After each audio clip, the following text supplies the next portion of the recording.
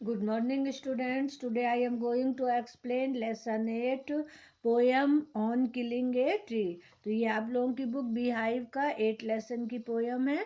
तो इसका नाम है ऑन किलिंग ए ट्री, पेड़ को मारने पर, और इसके पोएट हैं जीव पटेल। ठीक है, तो इस पोयम में पोएट ये कह रहे हैं कि तुम लोगों ने वृक्षों को काटते हुए देखा होगा, किंतु के वृक्ष को मारते हैं, है ना। जब काटते हैं तो क्या वो मारते हैं? तो ये क्या ये सरल काम है?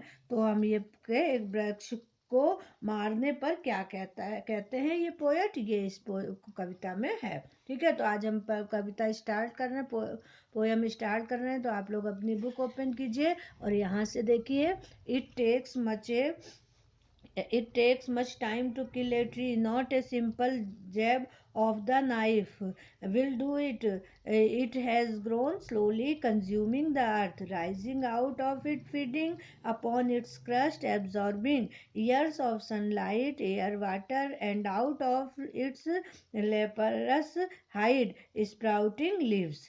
तो ये पोयम जो है वो, इस पोयम में पोएट फर्स्ट पैरे में कह रहे हैं कि it takes much time to kill a tree, किसी वृक्ष को मारने में समय लगता है। Not a simple jab of the knife, किसी चाकू के साधारण घुसाने से नहीं, यानी पेड़ में अगर कोई हम एक चाकू घुसाते हैं तो वो पेड़ मरता नहीं है, उसके लिए समय लगता है।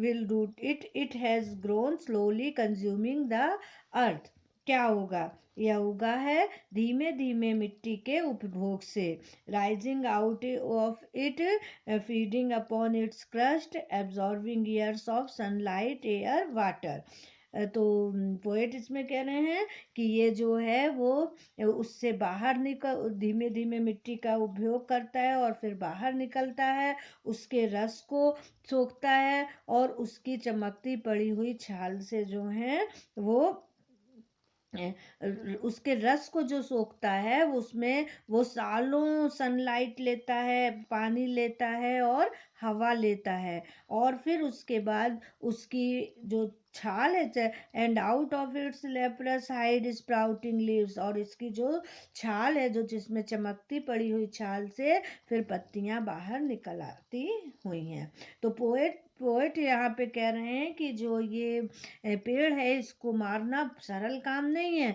कि हम एक चाकू मारे और ये मर जाएगा, नहीं, क्योंकि ये जो है बहुत ज़्यादा समय लेके उगा है, पृथ्वी से जो है वो मिट्टी का उपभोग करता है और जो है उससे बाहर निकलता है, तो फिर सनलाइट और हवा और पानी लेता है और फिर उसकी छाल से पत्तियां निकलती हैं। अब सेकंड पैरे में पोएट बोल रहे हैं कि so hack and chop but this alone want to do it, not so much pain will do it, the bleeding bark will heal, and from close to the ground will rise curled green twigs, miniature bogs, which if unchecked will expand again to former size।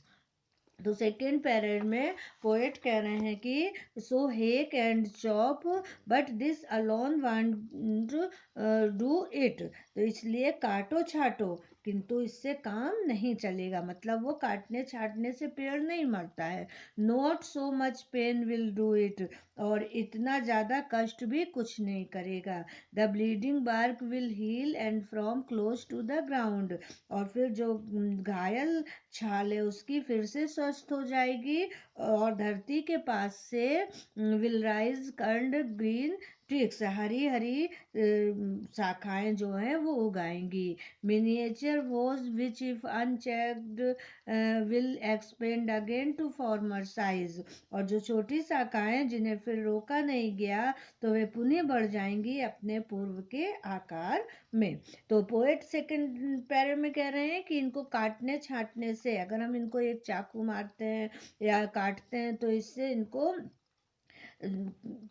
कुछ नहीं होगा, है ना, इतना ज़्यादा कष्ट भी नहीं होगा। ये जो हमारी इसकी छाल है ना, जो वो जिसमें चाकू मारा है हमने, तो वो फिर से ठीक हो जाएगी और उससे फिर से पत्तियां निकल आएंगी। तो इसलिए पोएट कह रहे हैं कि इनको जो है वो काटने छाटने से मरते नहीं हैं, इनको मरने के लिए बहुत कुछ करना पड़ता है, काफ़ी समय लगता है। तो थर्ड पैरा देखते हैं अब हम। कि no the root is to be pulled out of the anchoring earth, it is to be roped tied and pulled out, snapped out or pulled out entirely out from the earth cave, and the strength of the tree exposed, the source white and wet, the most sensitive hidden for years inside the earth. तो third para में poet कह रहे हैं कि no the root is to be pulled out, है ना, नहीं, वृक्ष भी जड़ को खींचकर, वृक्ष की जड़ को भी खींचकर बाहर निकालना होगा, out of out of the anchoring earth, earth से भी जो है वो पृथ्वी से भी वृक्ष को खींचकर बाहर निकालना होगा। It is to be roped tied and pulled out, snapped out, है ना।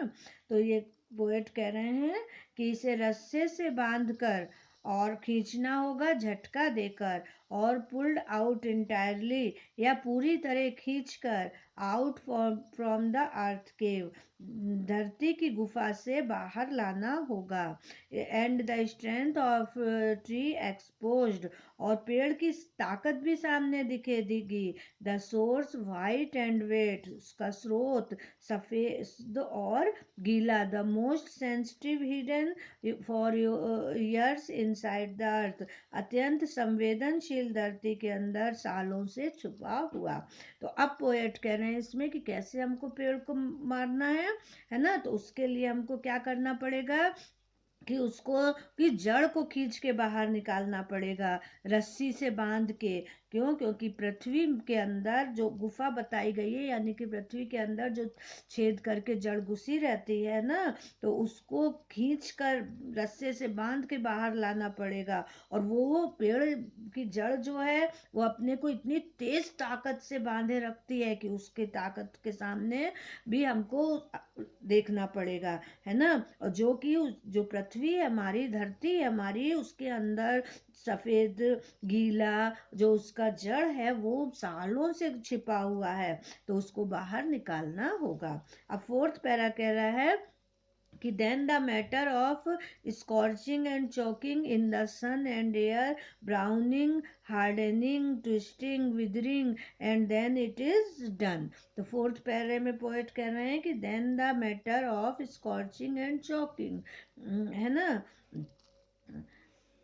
तो choking in the sun and the air, फिर वृक्ष के सूर्य की रोशनी और हवा में झुलसने और मरने के बाद browning, hardening, twisting, weathering, and then it is done.